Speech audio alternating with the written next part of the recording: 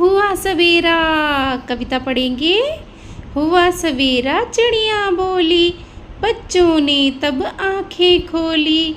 अच्छे बच्चे मंजन करते, मंजन करके कुल्ला करते, कुल्ला करके मुंह को धोते, मुंह धो करके रोज नहाते, रोज नहाकर खाना खाते, खाना खाकर पढ़ने जाते।